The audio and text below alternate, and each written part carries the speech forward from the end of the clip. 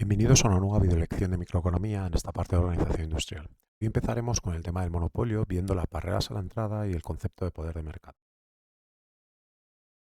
La característica que define cualquier monopolio es la existencia de barreras a la entrada. Es decir, no existe la posibilidad de entrar a competir contra las empresas monopolísticas en este tipo de mercados.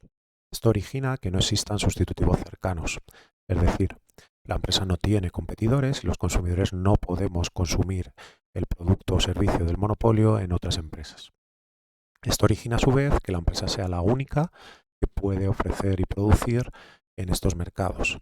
Y esto se traduce finalmente en que la demanda individual coincide con la demanda de mercado, es decir, tendrá una relación negativa entre el precio y la cantidad. Si la empresa quiere producir más, tendrá que hacerlo a un precio inferior y si quiere cobrar más, tendrá que producir menos cantidad. Esta relación inversa entre precio y cantidad, originaria de la ley de la demanda, es la que determinará las diferencias en cuanto a la actuación del equilibrio de un monopolio y una empresa precio aceptante. ¿Qué tipos de barreras pueden dar lugar a los monopolios? Existen dos tipos de barreras. Barreras técnicas o tecnológicas son aquellas que surgen dentro de la propia empresa, es decir, son aquellas que dependen de la forma que tiene de producir la empresa o de la tecnología de producción de la empresa. Por ejemplo, es la propiedad exclusiva de factores, es decir, que la empresa tenga en exclusividad la propiedad o el uso de un determinado input o factor productivo.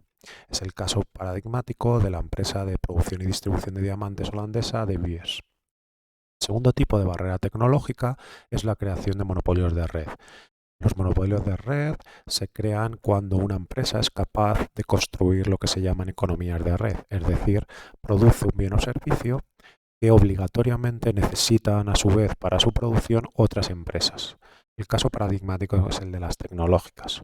Por ejemplo, Microsoft crea el sistema Windows y las empresas de ordenadores, aplicaciones y sistemas informáticos en la actualidad tienen que pagarle un canon a Microsoft para poder utilizar el sistema Windows.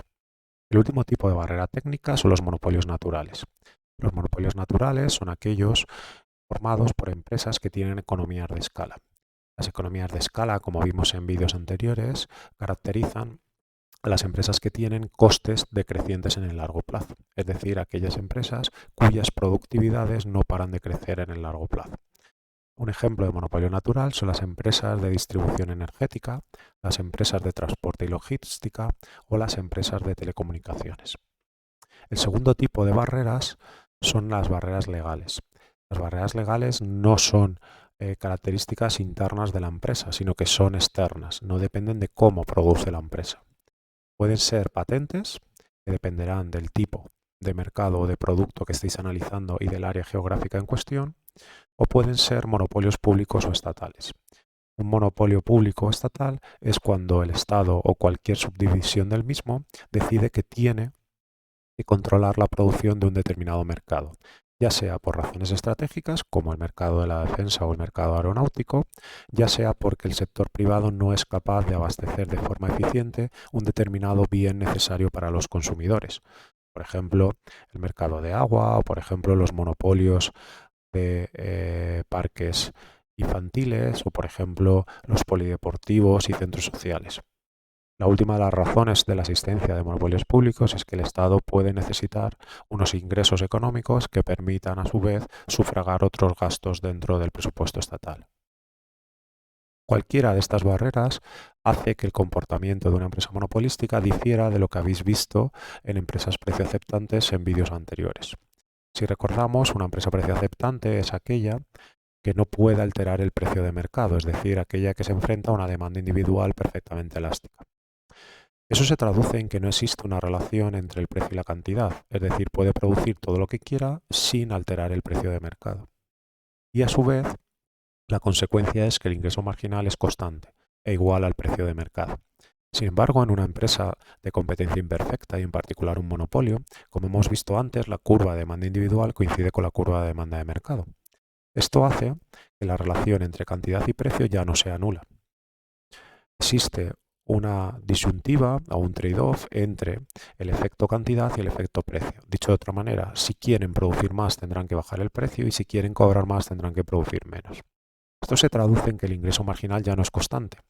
sino que va a depender inversamente de la elasticidad-precio de la demanda de los consumidores, y que esto se va a traducir en que el ingreso marginal será siempre inferior al precio de mercado. Porque cuando una empresa monopolística quiere producir más unidades, tendrá que reducirle el precio no solo a la última unidad producida, sino a todas las anteriores también. Por último, veamos cuál es el concepto de poder de mercado. El poder de mercado es la capacidad que tiene una empresa de poder cobrar un precio superior a sus costes de producción. Podemos medir el poder de mercado a través del índice de Lerner. El índice de Lerner se calcula como el cociente entre la brecha o diferencia entre el precio del producto y el coste marginal relativizado entre el propio precio del producto, para poder comparar las brechas individuales respecto al precio del producto. No es lo mismo una brecha entre el precio y los costes de 1 euro cuando el producto vale 1 euro que cuando vale 1000 euros. A su vez, el índice de Lerner nos dice que este poder de mercado es inversamente proporcional a la elasticidad-precio de la demanda. Esta relación inversa entre la elasticidad y el poder de mercado proviene de la ecuación anterior que hemos visto del ingreso marginal, que nos relacionaba a su vez inversamente el ingreso marginal de una empresa monopolística con la elasticidad-precio de la demanda a través del precio. Si esto le unimos que en la condición de equilibrio tenemos que igualar el ingreso marginal con el coste marginal, podemos obtener de la ecuación anterior que el índice de Lerner es directamente el cociente inverso de la elasticidad-precio de la demanda.